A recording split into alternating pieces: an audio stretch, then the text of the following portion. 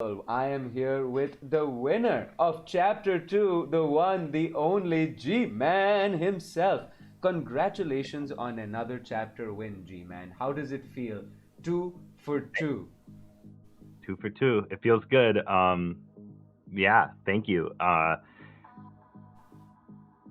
I mean, it feels great. It was a tough track, so getting it done felt good. This next one's going to be a whole different story. So Yeah, we'll talk about the next one, which has its own absolute little X factor of madness added to it. And this one was a heavily technical track, very different from the way Chapter 1 was. How did you feel about your competitors? Did you feel anyone breathing down your neck and pushing you faster? this was an interesting track where I had developed the racing line to be tight and fast, and I had basically I was feeling the pressure, but I knew that if I flew my line, it was unlikely that unless they adjusted their lines, they weren't going to catch up. The problem was my line to do it really fast was starting to be, it's all difficult, but the competition was mainly taking safer approaches where they'd go wider, line it up, and shoot through, and they were full throttle more, but they were taking longer distance to get there. So it in the end, it came really close because my attempts weren't as fast as my best practice runs. Just because it's hard to send it so tight through that tent. It's like blind as you just whipping through trying to keep that line tight. Like if you watch my best run that I posted as a practice run, you can see I'm just like it's kind of nuts.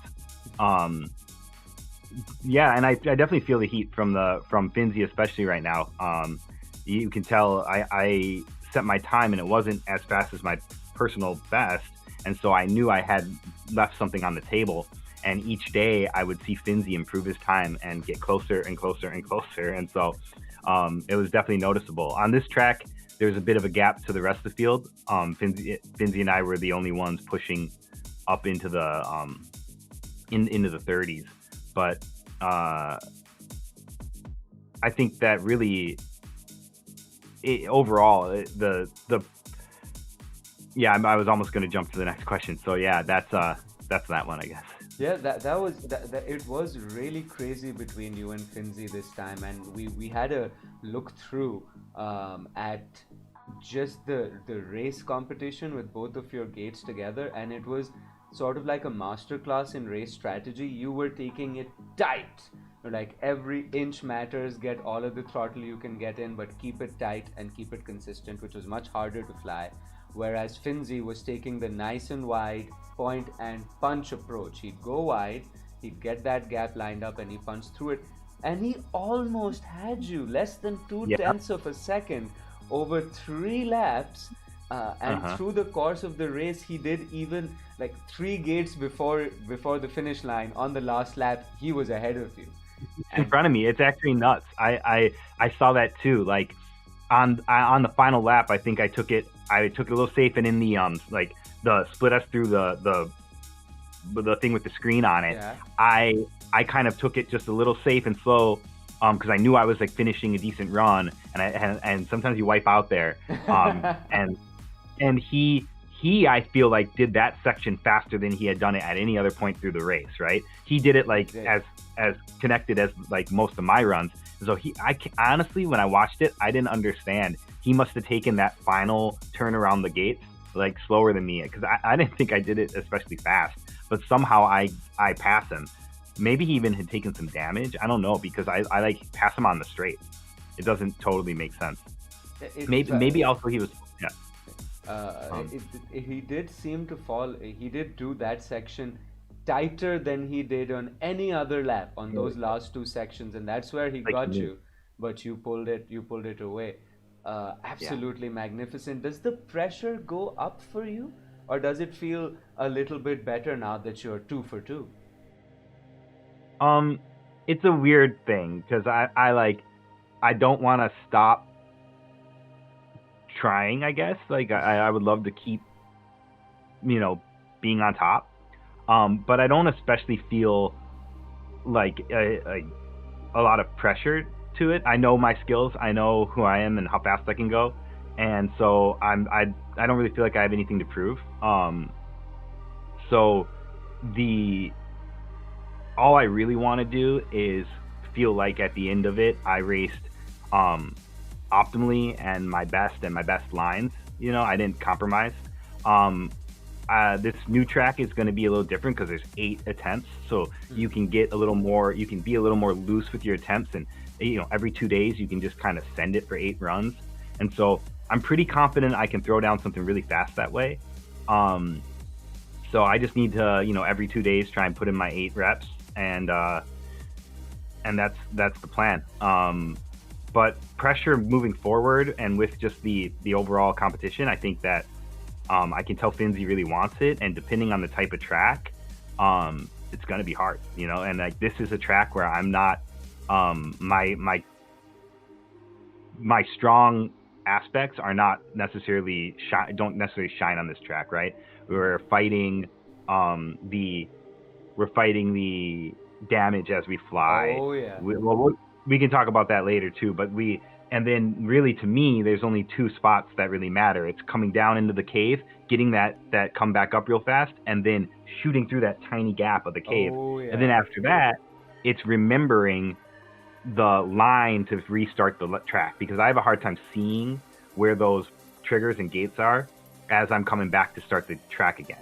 And so if I can do all that fast, and then I can just stay on it when I come up and go through that hole, I think I don't know. The thing is, I have confidence that Finzi can do that fast too. So the simpler the track, the more worried I am, basically. And to me, this track is simple.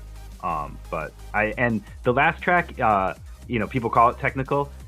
I think it had more technical elements, but it was more like punishing than technical to me. I personally think that like technical tracks have things like corkscrews and ladders in the mix. So if that track had like a single ladder on it or something, I would have been like, damn, that's a technical track.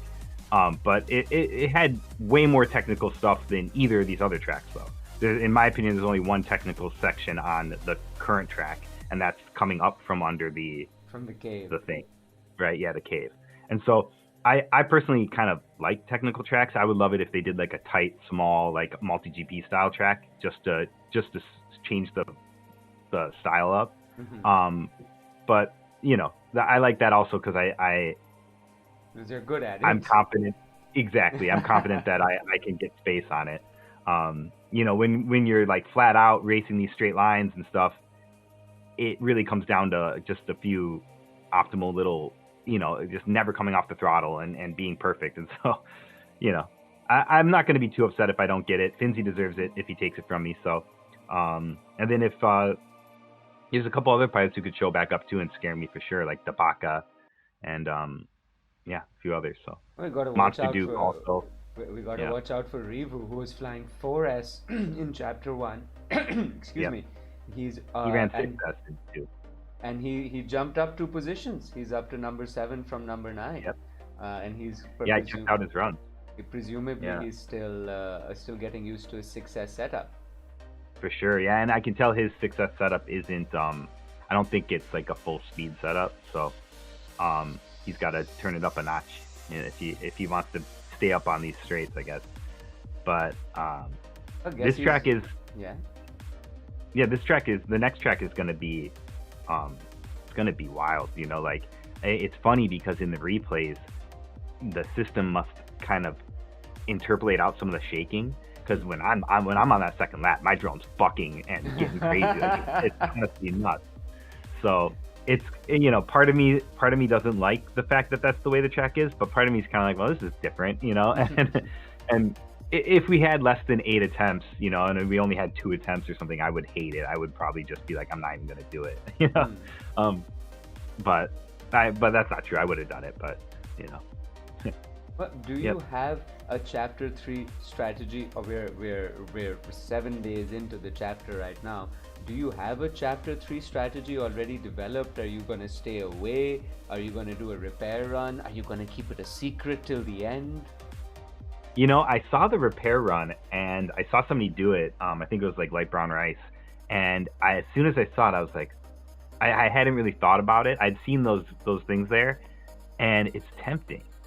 it's not too far off the racing line, and between the battery, so I'm thinking about, is there a drone that can survive the damage better and fly smoother? I've been thinking about experimenting. I haven't had the time. I've been pretty busy, but I've been thinking about experimenting with if there's a sweet spot between how much damage I'm taking and how fast I'm going, or can I use a faster drone and then take a recharge? Um, yeah, it's tricky. Honestly, the volcano move too is really awkward too because there's like a sky trigger that like it's hard to tell when you're hitting it.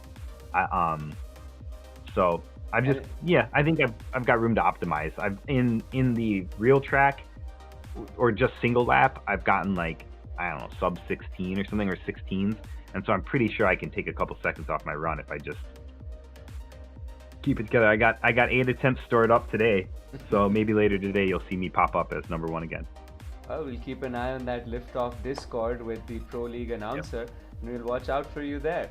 Hmm. Congratulations again on your Chapter 2 win, Mighty G-Man. We, along with everybody else, will be watching at you and clawing our way trying to get that number one spot. All the best for Chapter 3. We'll see. Thank you, and thank you so much for taking time out of your morning to talk to us with your coffee. Thank you. Yeah, fly you fools. I got You heard it. You heard it right here from the champ himself. Fly, you fools!